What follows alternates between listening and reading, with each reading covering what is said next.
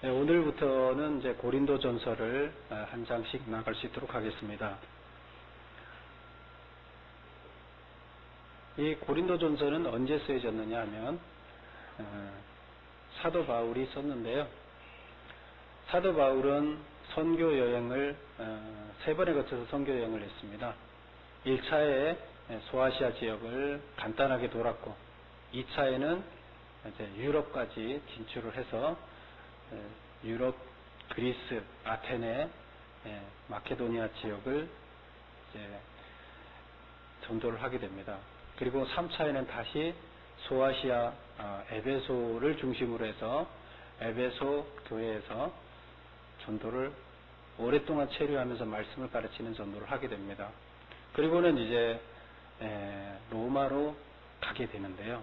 로마로 가서 로마의 복음을 전하는 이렇게 4가지로 나눠볼 수가 있습니다. 물론 로마로 갈 때는 이제 죄인의 모습으로 가게 되는 거죠.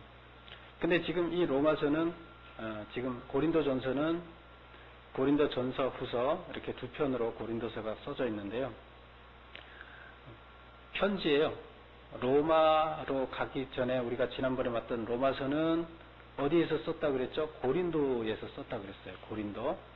그런데 지금 이것은 고린도 전서는 고린도 교회에다 보낸 편지예요. 그럼 이건 어디서 썼을까요?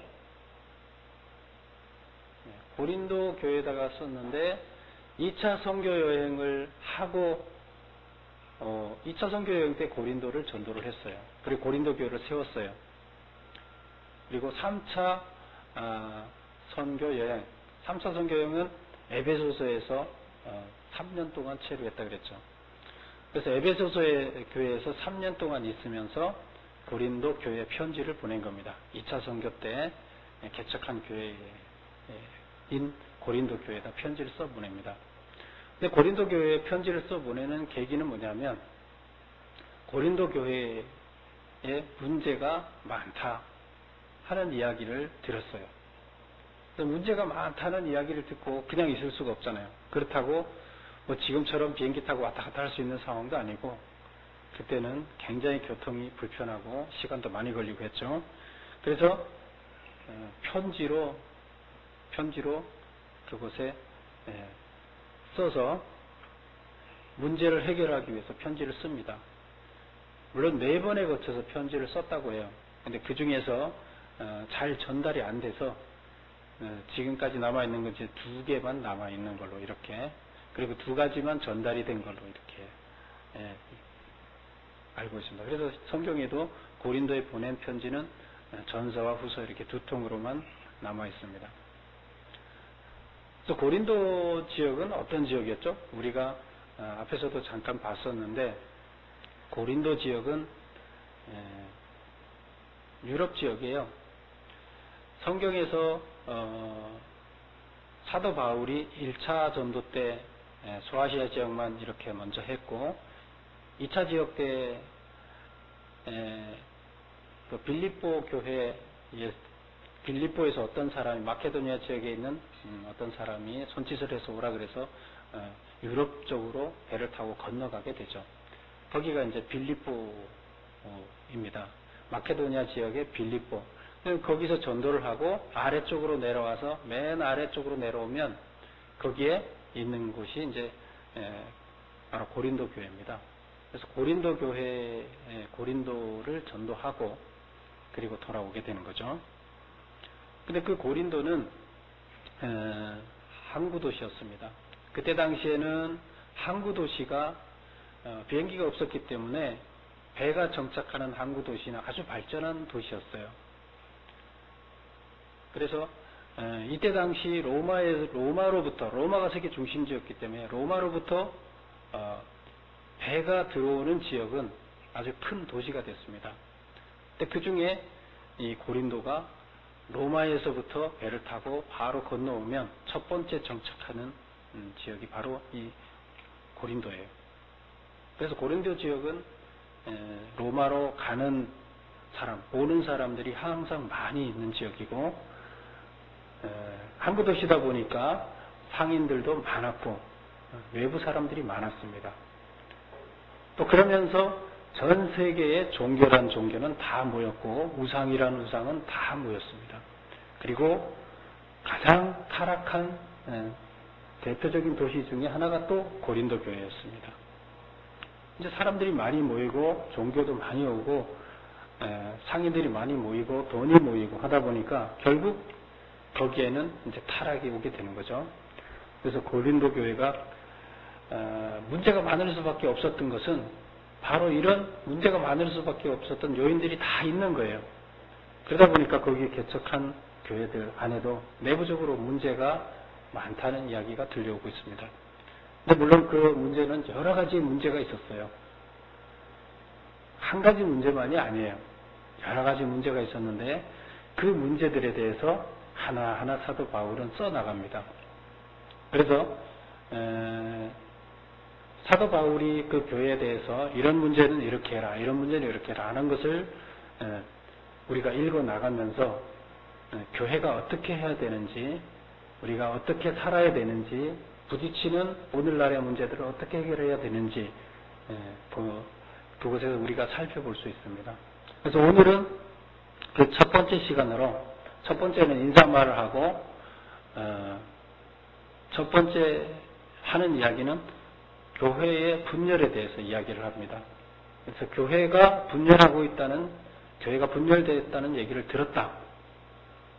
그런데 분열하지 말고 연합하라 하면서 오늘 전하는 이야기가 바로 1장입니다. 그래서 사도 바울은 에베소에서 편지를 쓸 때 보면 우리 1절을 한번 보세요. 고린도전서 1장 1절을 보면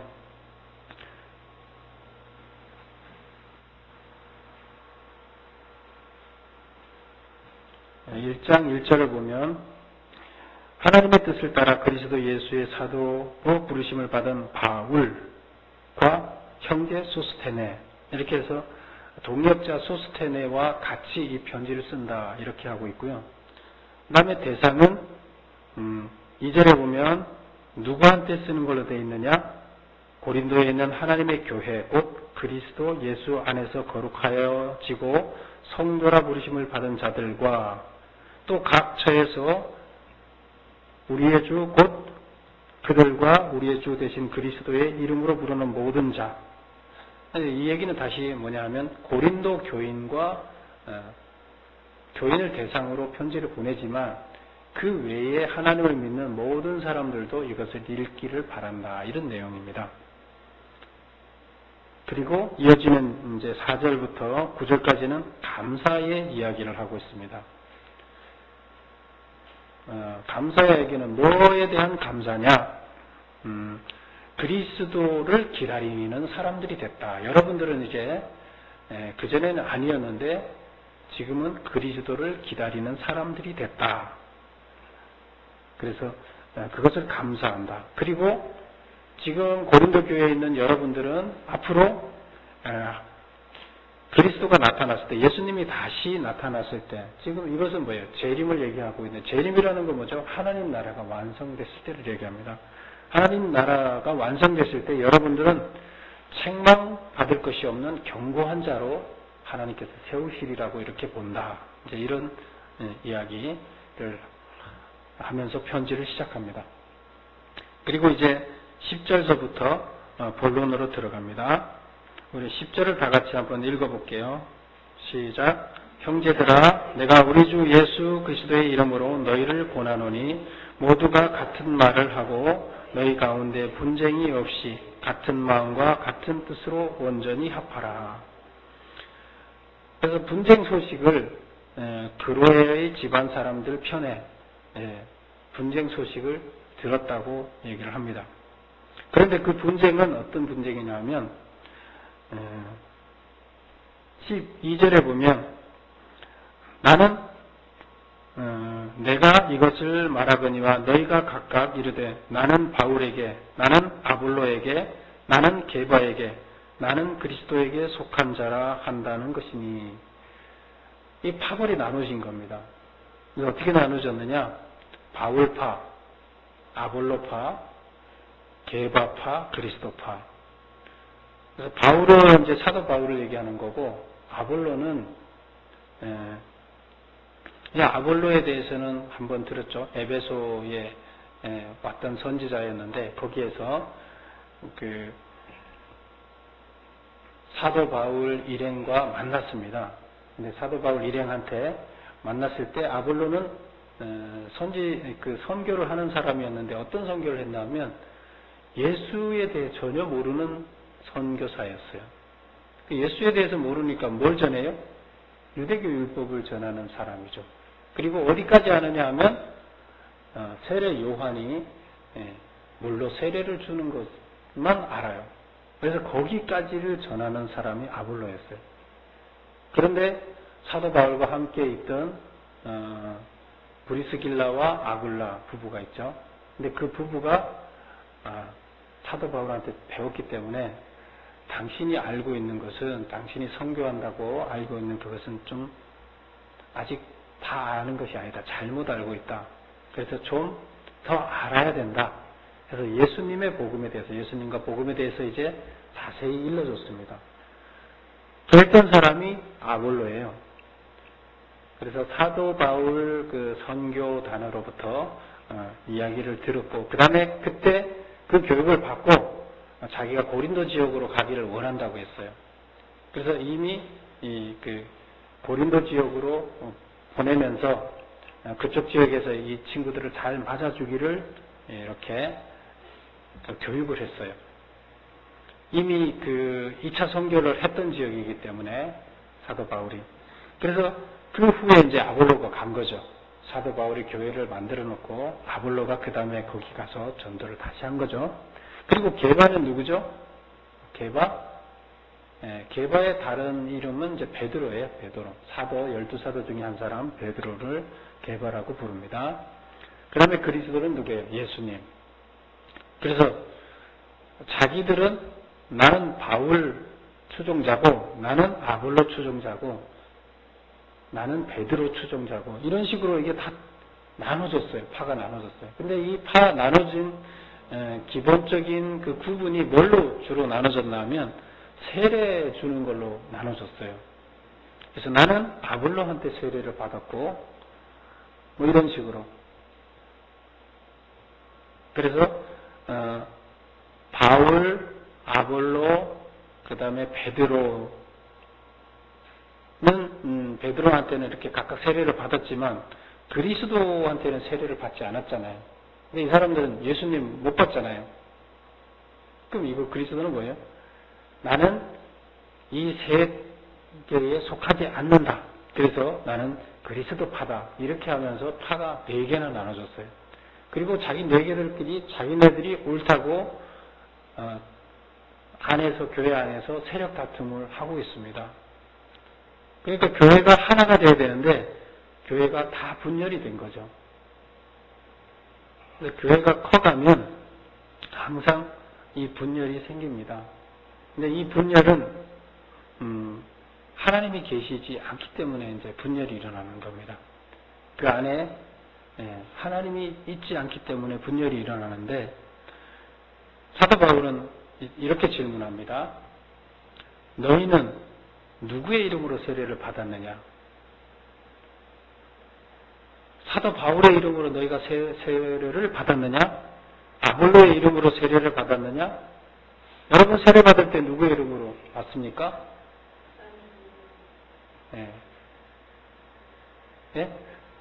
누구의 이름으로 받아요? 성부와 성자와 성령의 이름으로 세례를 주노라. 그래서 세례를 개인의 이름으로 받은 게 아니잖아요. 사역자의 이름으로 받은 게 아니잖아요. 세례를 준 사람은 사역자가 줬을지 몰라도 그것은 그냥 대행했을 뿐이에요. 실제로 세례를 베푸는 것은 하나님이세요. 그래서 너희는 누구의 이름으로 세례를 받았느냐? 묻습니다. 그러면 저는 뭐 바울의 이름으로 받았으면 이렇게 대답할 수 없잖아요. 그리고 너희를 위해 누가 십자가에 못 박혔느냐? 이렇게 묻습니다. 아볼로가, 사도 바울이 십자가에 못 박혔냐 이거죠. 내가 너희를 위해 십자가에 못 박혔냐? 근데 왜 나를 추종하는 사람이 있느냐? 그건 아니다 이거죠. 누구만을 추종해야 되느냐? 하나님, 곧 인간의 모습으로 이 땅에 온 하나님, 우리와 직접 만났던 우리를 구원해 준 하나님은 누구예요? 예수님이잖아요. 그래서 우리는 누가 우리를 구해줬냐? 누가 죽었냐 이거예요. 나를 구하기 위해서 누가 목숨을 버렸냐 이거예요. 예수님이잖아요. 이렇게 질문하면서 사도 바울은 스스로 답을 찾기를 바랍니다. 그러니까 너희들은 사도 바울을 추종할 게 아니다. 아볼로를 추종할 게 아니다. 다 교회 안에서는 예수님만 바라봐야 된다. 이렇게 얘기를 합니다. 우리 감리교의 창시자인 웨슬레는 원래 순회 목회를 했습니다. 그래서 담임 목사라는 게 없었습니다. 지역별로 묶었어요. 지금 우리로 얘기하면 이렇게 금천 지방 이렇게 하면 교회보다 그 사역자 수가 적었어요. 그때는 항상. 그래서 교회가 만약에 뭐 10개라 그러면 사역자가 한 5명밖에 안 됩니다. 그래서 그 교회는 평신도들 위주로 끌어가고 순회하면서 목회를 했습니다. 그래서 이번 주는 여기 가서 설교를 하고 다음 주는 저기 가서 설교. 그러면 내 교회가 있어요? 없어요? 없어요. 교회는 하나님의 교회고 성도들이 중심이 돼서 교회라는 거 뭐예요? 믿는 사람들끼리 모여서 같이 하나님을 찬양하고 하는 예배하는 거예요. 교회는 믿는 사람들의 모임이에요. 건물도 아니고. 그래서 담임 목사를 중심으로 그 다음에 그 교회 안에 사역자를 중심으로 파가 나누는 것은 잘못이다. 이렇게 얘기를 하고 있습니다. 그래서 처음에 감리교회도 그렇게 만들어졌는데 또 그렇게 하다 보니까 너무 이제 교회가 커지면서 문제가 많아지니까 지금은 이제 고정으로 이렇게 하고 있는데 그 취지는 뭐냐? 바로 여기에 나오는 이 취지와 같습니다. 교회는 하나님의 것이지 어떤 개인의 것이 아니다. 사역자의 것이 아니다라는 겁니다. 그런데 사역자 중심으로 이렇게 나누어지는 것은 하나님 십자가에 못 박아서 우리를 구원하신 하나님을 배반하는 것이다. 이렇게 얘기를 하고 있습니다. 그래서 바울은 십자가를 헛되지 않게 하기 위해서 바울은 어떻게 하느냐? 설교를 할 때도 자기는 자기의 어떤 사상을 섞어서 설교하지 않는다고 얘기를 했습니다. 십자가를 얘기하는데 십자가의 도를 설명하면 됐지 자기의 사상을 드러내지 않는다. 이렇게 얘기를 했습니다. 그래서 지금은 오늘날은 설교라는 이름으로 저도 이제 설교를 들으면서 많이 이제 거슬리는 것 중에 하나가 뭐냐면 말은 설교를 한다고 하지만 설교는 하나님의 말씀을 전달하는 거거든요. 하나님의 뜻을 전달하는 거거든요. 근데 하나님의 말을 빙자해서 자기 생각과 자기 사상을 전달하는 그런 설교가 오늘 너무 많습니다. 그래서 저는 들으면서 그런 것들이 많이 거슬립니다. 근데 사도 바울이 여기서 얘기하는 것은 십자가를 헛되지 않게 하기 위해서 어려운 말이나 사상을 섞지 않고 십자가의 도만 전한다. 이렇게 얘기를 합니다. 그래서 고린도 교인들한테 인간을 섬기는 분쟁으로 십자가를 헛되지 하지 마라. 왜 인간을 섬기느냐? 하나님을 섬겨야지 왜 인간을 섬기느냐? 왜 인간 중심으로 나뉘느냐? 이렇게 얘기를 합니다. 그래서 사역자가 섬김받는 신이 되면 안 됩니다. 그래서 인간을 섬기는 분쟁으로 십자가를 헛되게 하지 마라. 오직 마음과 뜻을 합하여 예수님만 바라보라.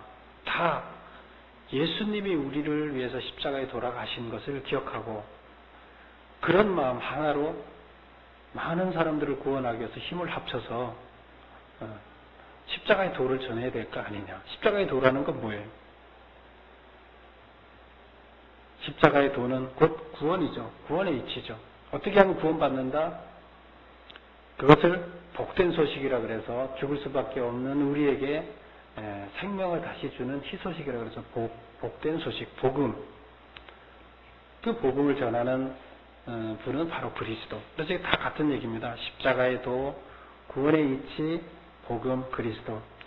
그래서 오늘 여기 제목을 예수님만 바라보라 그랬는데 바로 이 십자가의 도, 예수님만 바라보라는 거예요. 이 십자가의 도는 뭐 우리가 알고 있는 거 다 아는 얘기죠. 구원의 이치라는 것은 우리가 죽을 수밖에 없었는데 우리 사형 선고를 받았어요. 근데 나는 내 죄 때문에 죽을 수밖에 없었는데 예수님이 내 죄를 대신 지고 죽음으로 인해서 나는 해방됐어요. 나의 죄로부터 해방돼서 벗어났습니다. 자유인이 됐어요. 바로 이것이 구원의 도입니다.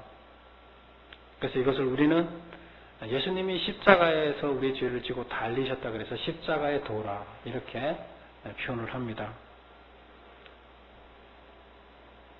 그러면 여러분들은 예수님이 지금은 신약시대에는 예수님이 우리 십자가를 지고 돌아가셨어요. 그러면 구약시대 사람들은 예수님이 십자가를 지고 돌아가실 수 없었잖아요. 예수님 오신 이후에 우리는 그렇게 구원을 받으면 되는데 예수님이 우리의 죄를 대신 지고 돌아가셨다는 것은 믿으면 믿으면 우리가 구원 받는데 그러면 그 전에는 어떻게 해요? 그 전에 있던 사람들은 그런 질문들을 많이 하시는데 그 전에 있는 사람들은 예수님이 오시기 전인데 그럼 죽을 수밖에 없나요? 영원히 구원받지 못하나요? 어떻게 해요? 그들은? 어떻게 구원받습니까? 예? 성실로? 행실로? 행실로?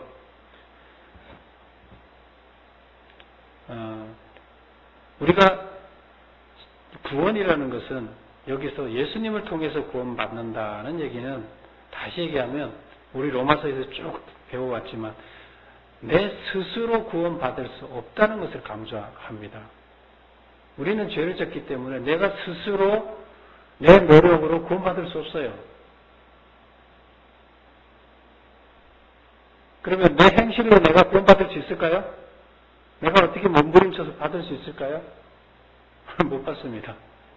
그래서 우리는 누군가가 내 죄를 대신 져줘야만 우리는 구원받아요. 그러면 구원의 전제 조건은 뭐냐 하면 예수님이 나를 구원해 주셨다.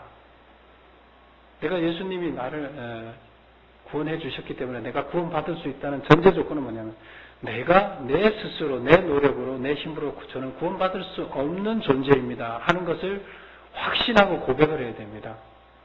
구원의 조건은 거기에 있습니다. 저는 스스로 죄인이기 때문에 저는 구원받을 수 없는 존재입니다. 이것이 내가 확신을 해야 되고 그렇게 고백을 해야 됩니다. 그렇게 되면 거기에 그러면 신약에는 그래서 예수님이 내 대신 죄를 졌기 때문에 구원을 받을 수 있죠. 그러면 구약에는요. 똑같아요. 구원의 이치는 신약이나 구약이나 다르지가 않아요. 그런데 대신 구약의 구원은 예수님이 십자가에 달린 것을 양이 대신 하게끔 했을 뿐이에요. 차이가 하나도 없어요. 그러면 그때도 조건은 뭐예요?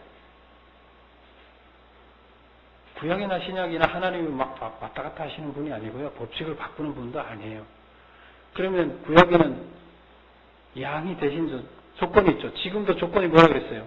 내가 스스로 구원받을 수 없는 자다. 내가 아무리 노력해도 내 행실로 구원받을 수 없다는 걸 알아야 돼요. 그리고 그걸 고백해야 돼요. 구약에도 마찬가지예요. 자기 자신이 죄인임을 고백하는 거예요. 그리고 자기 자신이 아무리 노력한다 해도 구원받을 수 없다는 것을 알고 하나님을 의지해야 됩니다. 하나님이 나를 구원할 수밖에 없습니다. 그런데 하나님께서는 나를 구원하기 위해서 양을 통해서 양의 머리에 손을 얹고 안수해서 그들을 죽여서 그 피를 흘리게 함으로써 내 피가 내가 죽은 거예요. 내가 이렇게 나쁜 놈입니다. 죄를 졌습니다. 하는 것을 고백하는 거예요. 근데 하나님께서 은혜를 베푸셔서 저를 살려주셨습니다. 이것이 전제 조건이에요. 구원에. 그래서 신약이나 구약이나 마찬가지입니다. 구원의 전제 조건은 내가 구원받을 수 없는 존재라는 것을 깨닫고 그것을 고백하는 겁니다. 하나님은 그런 자를 구원하십니다.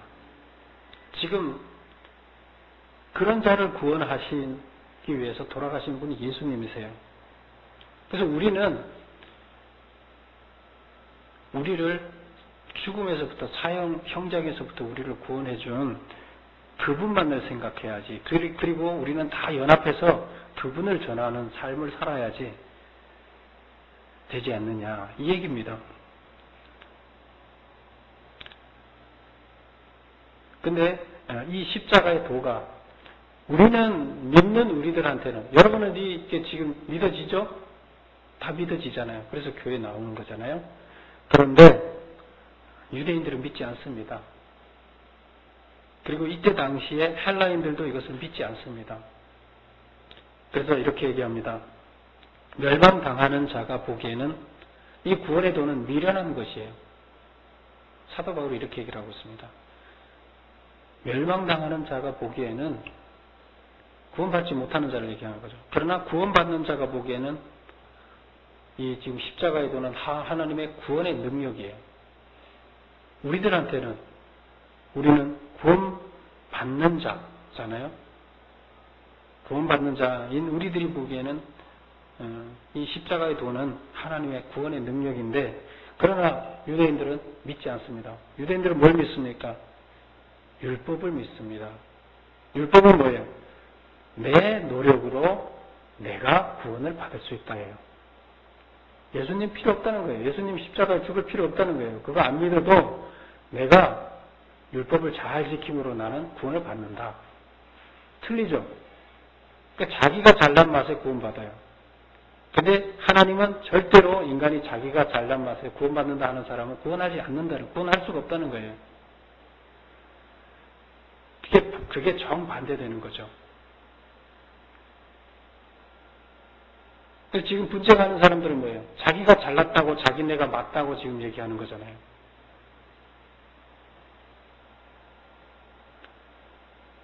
그리고 이 십자가의 도는 세상의 지혜를 가지고는 십자가의 도를 발견할 수가 없어요. 세상의 도로는 유대인이나 헬라인이나 세상의 지식을 가지고 십자가에서 예수님이 돌아가신 고 내가 스스로 구원받을 수 없다고 확신하고 고백하게 되면 당신만이 나를 구원할 수 있습니다. 이렇게 고백하게 되면 구원받을 수 있다는 것은 그들은 그것이 구원의 도라고 깨닫지를 않아요. 이게 세상의 지식으로는 그게 불가능해요. 믿어지면 하나님의 지혜가 우리 안에 들어온 거예요. 근데 세상의 지혜만 가지고 있는 사람들은 그것이 믿어지지가 않아요. 깨달아지지가 않습니다. 그래서 이런 것들을 은혜라고 얘기합니다. 하나님의 지혜가 우리 안에 들어와서 우리가 그것을 믿을 수 있게끔 해주는 것. 이게 하나님의 은혜입니다. 여러분들이 가서 이렇게 해서 구원받을 수 있습니다 하면 아무나 붙잡고 얘기한다고 다 믿습니까? 거의 다 안 믿죠. 이것을 세상적인 지혜라고 이렇게 표현하면 됩니다. 세상적인 지혜로는 이해가 안 돼요. 그러나 하나님의 지혜, 하나님이 우리 안에 들어와서 깨닫게 해주는 은혜를 부어주시면 그게 하나님의 지혜인데 그러면 우리는 그때서 이게 구원의 이치구나 하고 받아들여지게 됩니다. 여러분들은 바로 하나님의 지혜를 은혜로 받은 자들입니다. 그리고 하나님께서는 구원의 자리로 부른 자들의 눈을 열어서 그리스도는 하나님의 능력이요 지혜다. 그리스도는 우리의 구원자다 하는 것을 알게 해주신다 그랬습니다.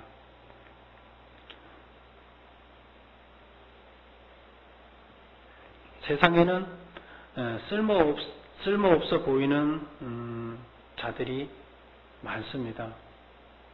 우리는 그러죠. 우리 눈으로 이렇게 보면 저 친구는 똑똑하고 뭔가 할 수 있을 것 같아. 근데 저 친구는 아닌 것 같아. 뭐 회사에서도 면접을 볼 때도 그렇고, 뭐 세상적인 지혜로 우리는 세상에 필요한 사람들을 우리는 많이 찾습니다.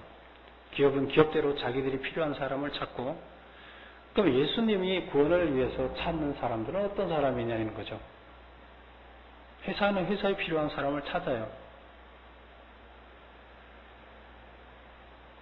하나님이 찾는, 하나님 나라에 부르는, 하나님 나라 면접을 보기 위해서 부르는 사람들은 어떤 사람들일까요? 예, 우리 잠깐 성경을 좀 한번 읽어볼까요? 자, 26절부터 29절까지 한번 읽어볼게요. 먼저 26절 시작. 형제들아 너희를 부르심을 보라. 육체를 따라 지혜로운 자가 많지 않으며 능한 자가 많지 않으며 문벌 좋은 자가 많지 아니하니. 여기서 이렇게 얘기합니다. 사도 바울이 고린도 교인들한테 얘기를 합니다. 형제들아, 너희들 그 교회에 있는 사람들 한번 바라는 거예요. 육체를 따라 인간들이 지혜로운 자가 많지 않다. 교회 보니까 인간의 눈으로 봤을 때 보니까 지혜로운 자가 많냐? 없지 않느냐? 능한 자가 많지 않느냐? 능한 자가 별로 없지 않냐? 능한 자라는 건 어떤 사람인 거예요? 능력이 있는 사람, 뭐 권세가 있는 사람, 돈이 많은 사람, 뭐 이런 사람들이겠죠. 그래서 능한 자. 교회 안에 능한 자가 있느냐? 문벌 좋은 자. 문벌은 뭐예요? 집안이 좋은 자들이죠. 부모로부터 뭐 이렇게 많은 가산을 받았다든가, 부모로부터 어떤 혜택을 많이, 자기 노력이 아닌 그런 거 문벌 좋은 자가 있느냐는 거예요. 교회 안에. 믿는 사람 안에 별로 없다는 거예요. 그럼 하나님은 왜 이런 사람들만 택했어요? 27절을 다시 한번 보겠습니다. 시작. 그러나 하나님께서 세상에 미련한 것들을 택하사 지혜 있는 자들을 부끄럽게 하려 하시고 세상에 약한 자들을 택하사 강한 자들을 부끄럽게 하려 하시며 28절 하나님께서 세상에 천한 것들과 멸시받는 것들과 없는 것들을 택하사 있는 것들을 폐하려 하시나니 29 이는 아무 육체도 하나님 앞에서 자랑하지 못하게 하려 하심이라. 구원은 뭐라 그랬어요? 자기를 부인하는 데서부터 구원의 조건이 자기 부인이죠. 내가 스스로 잘나서 나는 구원받을 수 있다. 이렇게 하면 구원의 자격이 없어요. 하나님 안에서. 하나님 그런 자를 절대 부르지 않아요. 하나님 나라에 필요 없어요. 근데 나는 뭐 돈도 없고 머리도 안 좋고 능력도 없고 그렇다고 부모한테 받은 것도 없고 가진 게 아무것도 없다. 나는 내세울 게 하나도 없다. 그리고 나는 구원받을 자격도 없고 죄만 잔뜩 져서 하나님은 바로 이런 사람이 필요하다는 겁니다. 하나님 나라의 면접에서는 이런 사람이 패스한다는 겁니다. 나는 잘났어. 나는 돈도 있어. 능력도 있어. 죄? 나 안 지면 되지. 뭐 이런 사람들은 그리고 내가 스스로 열심히 법을 잘 지켜서 나는 구원받을 수 있어. 이런 사람은 하나님 나라에 절대로 필요하지 않다. 그래서 하나님은 세상에서 쓸모없다고, 세상 사람들의 세상의 지혜로는 쓸모없다고 보여지는 자. 하나님은 그 자가 하나님 나라에서 필요한 겁니다. 버려졌다는 심정을 가진 사람, 자기는 버려질 수밖에 없는 존재, 자기가 별 볼 일 없는 존재라는 것을 깨닫는 자만 하나님 나라에서는 그런 자들이 들어올 자격이 있다는 겁니다. 그래서 하나님은 이런 자를 뽑아서 쓴다는 거예요. 그래서 뭐라는 거예요? 교회 안에. 고린도 교회 봐봐라. 너 안에 부자가 있느냐? 똑똑한 사람이 있느냐? 권력을 가진 사람이 있느냐? 그런 사람들은 안 온다는 거예요, 교회에. 왜? 그걸 믿기 때문에 교회에 오지 않아요. 그런 게 있으면 교회에 올 수가 없어요. 그게 자기 힘이고 자기 구원인데 왜 오겠어요? 근데 뭔가 가진 게 없고 약하고 뭔가 의지해야 되는 그런 자들이 교회에 온다는 겁니다. 결국 하나님이 그런 자들만 부르고 이런 자를 안 불렀다는 게 아니라 믿을 게 있는 사람들은 자기가 의지할 게 있는 권력이 있고 돈이 있고 믿을 게 자기 자신 잘난 뭐가 있으면 그 사람들의 눈에는 구원의 도가 보이지 않아서 교회 오지 않는다는 거예요. 하나님은 다 오기를 바라지만 결국 교회 안에는 여기서는 하나님이 불렀다고 얘기하는 그런 자만 불렀다고 얘기하는 하나님은 다 오기를 바라요. 그런데 그들이 마음이 비워지지 않기 때문에 자기를 낮은 자로 보지 않기 때문에 올 수가 없다는 거예요. 근데 지금 무슨 얘기 하려고 이런 얘기를 합니까? 구원에 들어가려 그러면 어떻게 해야 된다?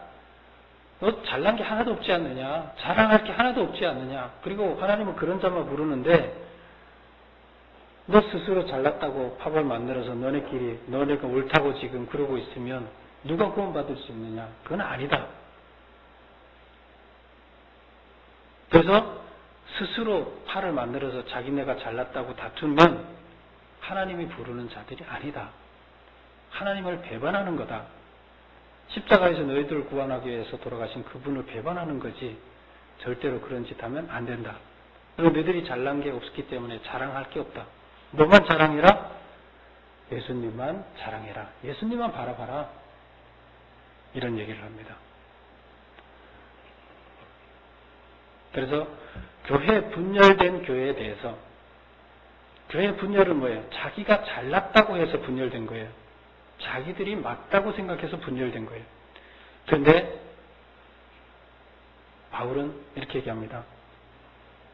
잘난 사람은 교회에 필요 없다. 하나님 나라에 필요 없다. 그리고 구원받지 못한다. 스스로 낮아져야 된다.